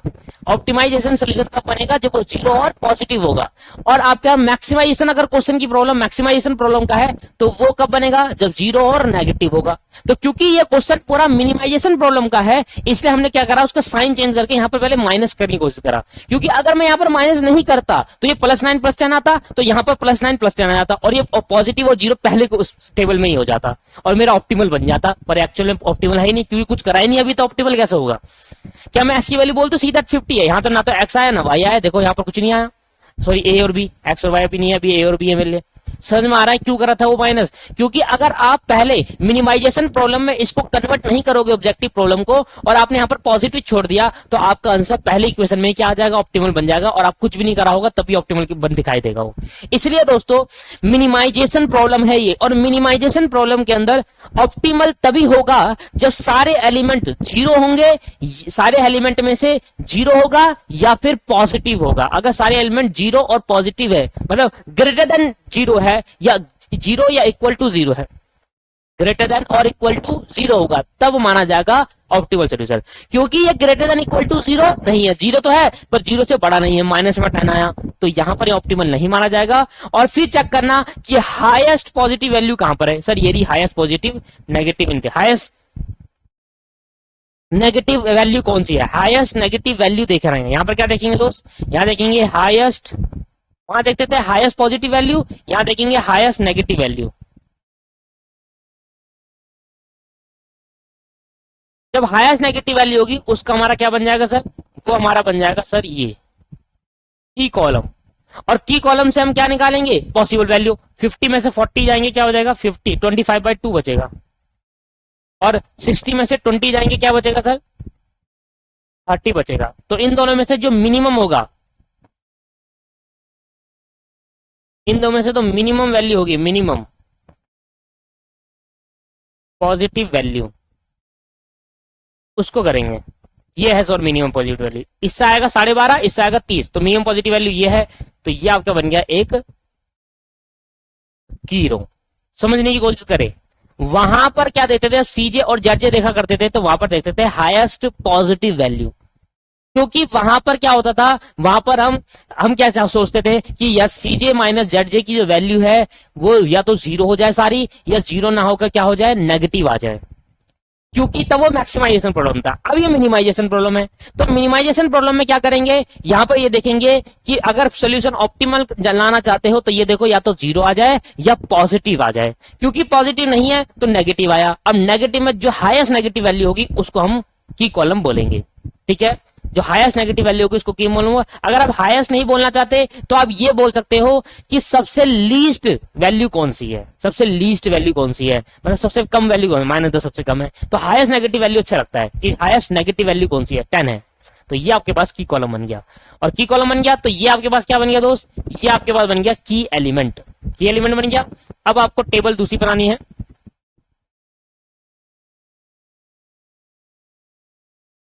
Simplex table 2।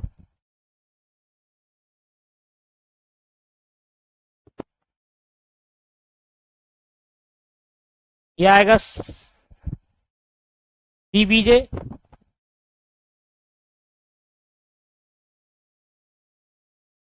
ये आएगा सीजे, ये आएगा आपके पास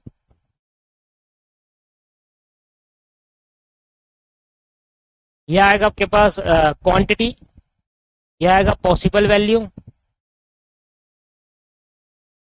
यहां पर आएगा बेसिक वेरिएबल, और यहां आएगा उनका वो। अब देखो क्या हुआ, कौन सा वेरिएबल इन होगा सर, ये वाला, ये क्या है बी, बी वेरिएबल यहां पर आ जाएगा और स्लैग हट जाएगा, तो बी यहां पर डाल देंगे और स्लैग यहां से हटा देंगे। S1 हटा देंगे, ये वाला आउट गोइंग है, ये वाला इनकमिंग है, तो S1 की जगह बी आ जाएगा, ये S2 हो जाएगा नीचे। यहाँ जो पहले से ए था वो एज इट इज, बी जो था एज इट इज, S1 था जो एज इट इज, S2 था जो एज इट इज। ये था -9, ये था -10, ये था 0, ये था 0। ये बी है तो इसका कोफिशिएंट -10 होगा, ये 0 होगा। अब मुझे इसकी कैलकुलेशन दोबारा करनी पड़ेगी। अब कैसे करूंगा, ये देखो जो आपके पास की कॉलम है, की रो है, की रो, ये वाला जो रो है इसमें की एलिमेंट कौन सा, 4, डिवाइड कर दो, 2 डिवाइड बाई 4, 4 डिवाइड बाई, तो 2 डिवाइड बाई 4 कितना हो जाएगा, हाफ। 4 डिवाइड बाई 4 कितना हो जाएगा, 1। -1 डिवाइड बाई 4 कितना हो जाएगा, -1/4। और 0 डिवाइड बाई 4 कितना हो जाएगा सर, 0 हो जाएगा। क्वांटिटी कितनी है, 50, 50 डिवाइड बाई 4 क्या होगा, 25/2, यही होगा ना, 50 डिवाइड बाई 4 25/2, 25/2। और जब ये आ जाएगा तो पॉसिबल वैल्यू तो बाद में लिखेंगे। अब ये कैसे निकालेंगे दूसरी रो, दूसरी रो निकालने के लिए हमें क्या चाहिए सर, सिंपल, हमें दूसरी रो निकालने के लिए चाहिए old row minus new row multiply by corresponding element. तो मुझे बताओ ओल्ड रो कौन सी है, ये वाली है ओल्ड रो, जो ये निकाल S2 की वैल्यू निकाल दो, 3 2 0 -1 60, 3 2 0 -1 और 60, ये मेरी ओल्ड वैल्यू है। अब न्यू रो कौन सी मैंने नहीं क्रिएट करी सर, ये रही न्यू, हाफ 1 -1/4, हाफ 1 -1/4 और 0, और ये कितना है 25/2। इसके बाद मल्टीप्लाई करोस्पॉन्डिंग एलिमेंट, देखो कि जिस रो में आप निकालना चाहते हो उस रो में ये रहा करोस्पॉन्डिंग एलिमेंट है 2, तो 2 से मल्टीप्लाई कर देंगे। तो क्या आएगा सर, 2 से इसको मल्टीप्लाई करेंगे 1 होगा, 3 में से 1 जाएंगे क्या बचेगा, 2 बचेगा। 2 वन जा 2, 2 में से 2 किया 0। अब -1/4 मल्टीप्लाई बाय 2 करेंगे तो -1/2 आएगा, और 0 में से -1/2 होगा तो +1/2 बन जाएगा। अब -1 और -0 क्या बच जाएगा, -1, और 60 में इसको सॉल्व करेंगे 60 -25 दूनी 50 अपॉन में 2, उसको चलेंगे तो 120 -50 डिवाइड बाय 70 डिवाइड बाय 2 आ जाएगा, 70 डिवाइड बाय 2। ठीक है, तो कितना होगा, 2 0 हाफ -1, 2 0 हाफ -1 और 70 डिवाइड बाय 2। तो यहां निकालो आप ZJ, फिर निकालो CJ minus ZJ। Sir ZJ निकालेंगे तो कैसे निकालेंगे, इसको इससे मल्टीप्लाई करेंगे, तो -10 को जब इससे मल्टीप्लाई करूंगा तो -10/2 हो जाएगा, मतलब 5 आ जाएगा माइनस का, क्योंकि इसको इससे मल्टीप्लाई करूंगा तो 0 आ जाएगा। तो इसको किससे मल्टीप्लाई करो, 0 आना है, तो कोई फायदा नहीं इसको मल्टीप्लाई करके, इसी से करो। -10 को इससे करूंगा तो क्या आ जाएगा, -10 आ जाएगा। -10 को इससे करूंगा तो क्या आ जाएगा सर, -10/4 हो जाएगा, और -10 को इससे करूंगा तो ये 0 हो जाएगा। ठीक है, अब सर -9 -5, -9 में से माइनस करेंगे -5, ध्यान देना, इसमें से इसको माइनस करते हैं, इसमें से माइनस करेंगे, ये -9 में से माइनस करा जाएगा -5। देखो इसमें से इसको माइनस करते हैं, CJ में से CJ है -9, ये है -5, तो माइनस क्या हो गया 50, -9 में से 5 प्लस करेंगे तो क्या हो जाएगा, माइनस का 4 इसका आंसर आएगा। -10 में से माइनस प्लस 10 हो जाएगा तो क्या हो जाएगा, 0 हो जाएगा। 0 यहां आपके पास जाएगा 0 -10, ये क्या हो जाएगा दोस्तों, +10/4 हो जाएगा, और 0 में से 0 हो गया, ये प्लस हो जाएगा।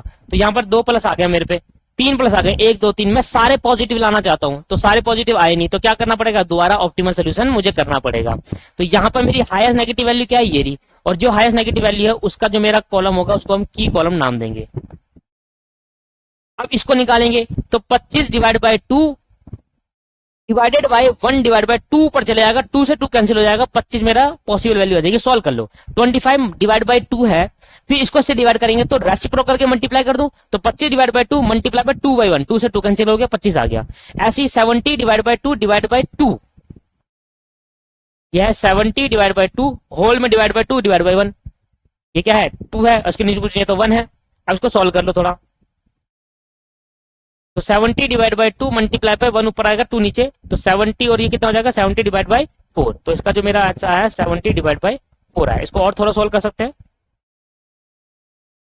ये हो जाएगा sir 35 divide by 2, 35 divide by 2 आ जाएगा पॉसिबल वैल्यू। अब इसमें से मिनिमम पॉसिबल वैल्यू कौन सी है, 35 डिवाइड बाय 2 करेंगे तो 35 डिवाइड बाय 2 17.5 आ रहा है, मतलब ये मिनिमम है। तो ये आपके पास क्या बन जाएगा, ये आपके पास बन जाएगा सर क्या, की रो। समझ में आ रहा है मैं क्या करने की कोशिश कर रहा हूं। इसमें देखो सबसे हाई, अभी ये नेगेटिव आया ना, मुझे सारे पॉजिटिव चाहिए, अगर सारे पॉजिटिव आएंगे तब जाकर मेरा ऑप्टिमल सोल्यूशन बनेगा, क्योंकि नेगेटिव आया और यही हाईएस्ट नेगेटिव वैल्यू है, तो ये मेरा की कॉलम हो गया। इसमें से इसको डिवाइड करा तो 25 आया, इसमें से इसको डिवाइड करा तो 35/2 आया। ये छोटा है, जो मिनिमम होगा उसको आप की रो बोल देंगे। अब जो की रो ये आ गया तो स्लैक वेरिएबल लगेगा, ए उठ के यहाँ आ जाएगा, S2 यहां से हटेगा और ए उठकर यहां पर आ जाएगा। अब मुझे दोबारा बनाना पड़ेगा सर सिंपलेक्स टेबल 3, अब इस बार आंसर आ जाएगा सिंपलेक्स टेबल 3, और ये मेरा लास्ट कॉन्सेप्ट है, इसके बाद कोई कॉन्सेप्ट नहीं बचेगा किसके अंदर, सिंपलेक्स टेबल के अंदर, ये बस लास्ट कॉन्सेप्ट है। देखो जितना हमारे सिलेबस में कवर होता है सारी बातें कवर कर दी, कुछ एक्स्ट्रा ही कवर करा दिया मैंने। मुझे लगता नहीं है मिनिमाइजेशन का कोई प्रॉब्लम वहां से पूछेगा सिंपलेक्स के फॉर्म में, मिनिमाइजेशन नहीं पूछेगा आपको, पर कवर करा दिया है मैंने कि भाई इन केस भरोसा नहीं है इंस्टीट्यूट का, भाई पूछ लिया तो उन्होंने लिखा सिर्फ सिंपलेक्स बस, भाई पूछ सकता है, तो मैंने करा दिया जितना मैंने पॉसिबल हो पाया, मैं सारा करा दिया। बाकी ये कराता नहीं है कोई टीचर इसको, नेगेटिव में ना हमेशा जो प्रॉब्लम होती है मैक्सिमाइजेशन कराता है, बहुत बहुत इनफ होता है, क्योंकि वो भी बहुत कम पूछा जाता है इंटर लेवल पे।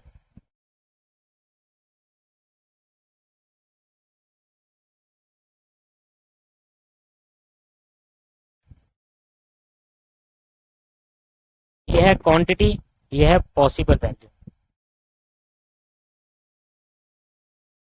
और यही चीज फाइनल लेवल पे भी है, सेम है, मतलब ये इतना आपको इंटर में पढ़ना है उतना ही फाइनल में पढ़ना है, सेम सेम पढ़ना है आपको ये, ठीक है। ओआर के अंदर फाइनल में ओआर है, इसको ओआर बोलते हैं, सब्जेक्ट का नाम नहीं है, एक सब्जेक्ट के अंदर है, एससीएम सब्जेक्ट है उसके अंदर है ओआर, ठीक है, 30 नंबर का, तो फाइनल में सेम पढ़ने होते हैं, 5 चैप्टर बिल्कुल सेम है एज इट इज कॉपी, ठीक है। तो इंटर फाइनल का यहाँ पर डिफरेंशिएट नहीं हो सकता कि इंटर का क्या है फाइनल का है, सेम है भैया, 1% का भी चेंज नहीं है। ठीक, लो जी, तो मैंने यहाँ पर कहा ए, ओ सॉरी ए तो नीचे आएगा, ये मैंने कहा ए, ये मेरा बी हो गया, ये S1 हो गया और ये S2 हो गया। अब मेरी बात ध्यान सुनेंगे, तो अब मुझे चेंज क्या करना है, मुझे ए को उठाकर S2 के पास लाना है, तो S2 हटा दूंगा, यहाँ मेरे पहले से बी था, अब यहाँ पर मैं ए और कर दूंगा। ठीक है, बी था, ए और कर दिया, तो ए का जो वेरिएबल है वो क्या था, -9 और -10, ए का -9 था, ये 10 था, ये 0 और 0, यहाँ S2 आ था, यही तो चेंज करना है, इनकमिंग आना है, आउटगोइंग भेजना है, S2 को हटाना है और ए को इनकमिंग करना है, तो ये मेरा बी की वैल्यू होगी -10 और ये हो गया मेरा -9। अब सबसे पहले मैं ये निकालूंगा जहां की एलिमेंट है, ये ना मेरा की एलिमेंट, कैसे करेंगे, 2 divide by 2 1, 0 divide by 2 0, half divide by 2 1/4 हो गया, और -1 डिवाइड बाई 2 1/2 हो गया, तो 1 0 करो पहले, 1 0, और ये हाफ डिवाइड बाई 2 कितना हो जाएगा, ये भाई हाफ है, डिवाइड बाई 2 करूंगा तो 2 1 हो जाएगा, 1/2 मल्टीप्लाई बाई 1/2 1/4 हो जाएगा, और ये -1/2 हो जाएगा, क्योंकि मैं क्या कर रहा हूं, इस -1 को 2 से डिवाइड कर रहा हूं, तो -1/2 हो जाएगा, और 70 को 2 से डिवाइड करूंगा तो क्या हो जाएगा, 70 डिवाइड बाई 4 हो जाएगा, ये हो जाएगा 70 डिवाइडेड बाई 4।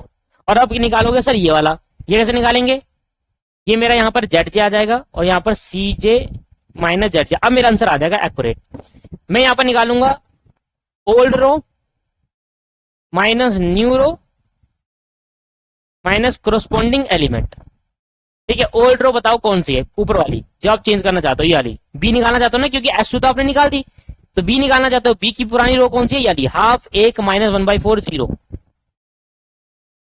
हाफ 1 -1/4 और 0, हाफ लिखना था, और एक लास्ट है कितना है, ये 25/25 है, 25/2 है, 25 minus minus minus minus minus. New row कौन सी है, न्यू रो है 1 0 1/4 -1/2, 1 0 1/4 -1/2 और 70/4, 1 0 1/4 -1/2 और 74/4। ठीक है sir, multiply by corresponding element, देखो कि जो ओल्ड रो है इसका ये रहा हाफ, ये है कोरोस्पोंडिंग एलिमेंट, तो हाफ से कर दो मल्टीप्लाई, हाफ से कर दिया मल्टीप्लाई, हाफ से कर दिया मल्टीप्लाई, हाफ से मल्टीप्लाई, हाफ से मल्टीप्लाई और हाफ से मल्टीप्लाई, सोल्व करो, तो हाफ माइनस हाफ, क्यों हाफ को जब 1 से मल्टीप्लाई करूंगा हाफ ही आएगा, और हाफ में से हाफ जाएंगे, कितना बचेगा 0, एक में से आधा, ये देखो 0 को 1 से मल्टीप्लाई करूंगा 0 हो जाएगा, तो 1 - 0 क्या हो जाएगा 1 आएगा। अब इसको सॉल्व कर लेते हैं, देखो ये आया -1/4, ये है -1/4, फिर माइनस का साइन, ठीक है, 2 को से मल्टीप्लाई करूंगा तो आएगा -1/8, तो एलसीएम लेंगे तो क्या आएगा 8 आएगा, 4 2 के टेबल पे 8 आता है, तो -2 - 1 इजिकल टू -3/8 आ रहा है। सॉल्व कर लेना इसको, आराम से सॉल्व करो, 4 को से मल्टीप्लाई करूंगा तो 8 आएगा, -1/4 -1/8 का एलसीएम ले लेंगे, ये आ जाएगा। अब 0 में से पहले इसको देखो, हाफ को इससे मल्टीप्लाई करूंगा, हाफ और हाफ कितना हो जाएगा, देखो ना, हाफ को मल्टीप्लाई करूंगा -1/4 हो जाएगा, तो 0 -1/4 क्या हो जाएगा, प्लस का 1/4 हो जाएगा। प्लस नहीं कर रहा, हाफ और हाफ एक होता, प्लस करता तो एक होता, अभी मल्टीप्लाई कर दो, 2 से मल्टीप्लाई कर देंगे, इसको सोल्व करते हैं, 25 डिवाइड बाई 2, इसको इससे मल्टीप्लाई करेंगे तो 70 डिवाइड बाई 8, एलसीएम कितना आएगा 8 आएगा, 2 के टेबल में 8 कब आता है 4 पे, 25 4 जो 100 -70, ये आएगा 30/8। इसको और शॉर्ट कर सकता हूं तो 15/4 हो सकता है, ठीक है, 0 1 -3/8, यह आएगा 0 1 -3/8 और 1/4 और 15/4, 1/4 और 15/4। जेड जे कैसे निकालूंगा, इसको इससे मल्टीप्लाई करूंगा तो 0 हो जाएगा, और 9 को इससे मल्टीप्लाई करूंगा तो क्या हो जाएगा -9 हो जाएगा। ठीक है सर, अब इसको इससे मल्टीप्लाई करूंगा तो -10 हो जाएगा, और इसको इससे मल्टीप्लाई करूंगा तो 0 आ जाएगा। इसको इससे मल्टीप्लाई करूंगा तो क्या आएगा सर, जब इसको इससे मल्टीप्लाई करूंगा तो यहां पर आपके पास -3/8 मल्टीप्लाई बाई 10, तो माइनस और माइनस क्या हो जाएगा प्लस, 3 और 10 से करूंगा तो 3 10 जा 30, 30/8 आ जाएगा। ध्यान देना ध्यान देना, 30/8 अभी आया, इन दोनों को मल्टीप्लाई करेंगे, फिर प्लस करूंगा, फिर इन दोनों को मल्टीप्लाई करेंगे, तो -9 को 1 से करूंगा तो 9/4 एलसीएम ले लो और इसको सोल्व करो, फिर आएगा यहाँ पर -10 को -3/8 से करेंगे, -10 मल्टीप्लाई बाय -3/8 ये हो जाएगा, फिर प्लस -9 मल्टीप्लाई बाय -9 मल्टीप्लाई 1/4 ये आ जाएगा, 3 10 जा 2 4 जा और 2 5 जा 5 3 जा 15, तो 15/4 प्लस सॉरी माइनस, क्योंकि प्लस माइनस क्या हो जाएगा माइनस, और 9/4 एलसीएम ले लेंगे 4, 15 में से 9 गए तो 15 - 9 6/4 और सोल्व कर लेंगे तो क्या हो जाएगा 2 3 जा और 2 4 जा 3/2 आ रहा है सर, इसको जोड़ने के बाद 3/2। ठीक है सर, इसको सेम, इसको जब इससे करूंगा तो -10/4 होगा, प्लस इसको इससे करूंगा तो माइनस प्लस हो जाएगा 9/2 हो जाएगा। इसका एलसीएम सोल्व करना, -10/4 2 1 जा 2 2 5 जा तो यह हो जाएगा -5/2 प्लस 9/2 यह जाएगा -5 में आएगा 4/2, तो आपका 2 आएगा आंसर। समझ में आ रहा है, मैं जल्दीबाजी कर रहा हूँ, कैलकुलेशन है ना भाई। पहले इसको आप इससे मल्टीप्लाई करोगे तो क्या आ जाएगा -1/5 हो जाएगा, क्योंकि 2 2 जा 4 और 2 5 जा 10, तो इसको से मल्टीप्लाई करेंगे -1/5 हो 5/2 हो जाएगा, क्या हो जाएगा -5/2 हो जाएगा। ठीक है, अब इसको इससे मल्टीप्लाई करेंगे क्या हो जाएगा -9 माइनस क्या हो जाएगा प्लस 9/2 हो जाएगा, प्लस का 9/2, तो -5/2 प्लस का 9/2 क्या हो जाएगा 4/2 और 2 इसका आंसर आ जाएगा, क्योंकि 2 एलसीएम आया, 9 में से 5 जाएंगे 4 4/2 तो 2 आ जाएगा आपका आंसर, इसका आ जाएगा 2। अब सीजे माइनस एलजे तो -9 प्लस 9 हो जाएगा 0, -10 प्लस 10, क्यों प्लस 10, क्योंकि माइनस -10 तो माइनस प्लस हो जाएगा, ये हो जाएगा 0, 0 में से -3 बाय जाएगा तो -3/2 हो जाएंगे, 0 में से 2 जाएंगे तो माइनस का 2 बच जाएगा। देखो, तो all element of CJ minus ZJ is 0 और नेगेटिव, या तो वो 0 है या वो नेगेटिव आ रहे हैं, तो दैट आवर ऑप्टिमल सोल्यूशन, और यही हमारा ऑप्टिमल सोल्यूशन है। अगर ये हमारा ऑप्टिमल सोल्यूशन है तो बी की वैल्यू मेरी आ गई 15/4 और ए की वैल्यू मेरी आ गई 70/4। लाइन लिख रहे ना पूरी, वैल्यू ऑफ ए और वैल्यू ऑफ बी, तो ए की वैल्यू क्या आ गई दोस्त, ए की वैल्यू आपके पास है 70/4 और बी की वैल्यू 15/4, ए की वैल्यू 70/4 और बी की वैल्यू 15/4, ये आपकी वैल्यू हुई। तो हम सॉल्व कर रहे थे मिनिमाइजेशन का, तो मेन देखो, अब मेन ए की वैल्यू निकाली ना, अब जो मेन था वो क्या था 9A प्लस 10B था, ये था मेन, तो ये आप देखेंगे 9 मल्टीप्लाई बाय ए की वैल्यू है 70/4 और 10 बी की वैल्यू है 15/4, सॉल्व कर लेंगे इसको, 70 multiply by 9 630 divide by 4 plus 150 divide by 4 150 780 divide by 4 195, तो मिनिमम जो वैल्यू आई मेरी 195 आई। ठीक है सर, ये आया ना, अब मैं चेक करूंगा, अब मैं चेक करूंगा, जो मैंने क्वेश्चन लिया था उसका मैंने ग्राफ बनाया हुआ था, इसलिए मैंने क्वेश्चन लिया था जानबूझकर, क्योंकि मैं चेक कर पाऊं। तो ए की वैल्यू मेरी आई 70/4 और बी की वैल्यू मेरी आई 15/4, याद सॉरी ए की वैल्यू 7, हाँ ए की वैल्यू 70/4, बी की वैल्यू 15/4। अगर मैं ग्राफ से करूं तब भी मेरा आंसर यही आना चाहिए, ए का मेरा यही आना चाहिए, बी का मेरा यही आना चाहिए और मेरा मिनिमम आना चाहिए 195। ठीक है, समझ में आ गया। यहाँ -9 और -10 नहीं लेंगे, वो सिर्फ कैलकुलेशन करने के लिए माइनस करा गया था, अगर वो माइनस नहीं करते तो सिंपलेस्ट टेबल में पहली ही टेबल में पॉजिटिव आ जाता, ऑप्टिमल आ जाता, तो गलत हो जाता वो। इसलिए जब भी आप मिनिमाइजेशन प्रॉब्लम होगा तो पहले मैक्सिमम मिनिमाइजेशन को मैक्सिमम में कन्वर्ट करके माइनस कर लो, फिर सॉल्व कर लो, और जब आपके ए और बी की वैल्यू निकलेगी तो वैसी मिनिमम में सब वैसी पहुंच जाना, वैसी मिनिमम पहुंच जाना। 9A प्लस 10B आपका आंसर है 195। मैं आपको चेक करके दिखाता हूं दोस्तों, ये देखो, ये मेरी प्रॉब्लम थी, ठीक है, यही थी ना 9A प्लस 10B मिनिमाइजेशन करना था कॉस्ट को, और देखो ये मैंने सॉल्व करा हुआ है। जब मैंने ये सॉल्व करा हुआ था तो ये मैंने जानबूझ के सॉल्व करा लिया है मैंने क्वेश्चन ऐसा कि जानबूझ के सोल्व, मेरे 3 कॉर्नर पॉइंट निकल रहे थे, ए और 30, सी और ये निकल रहा 17.5 और 3.75, ये निकल रहा था।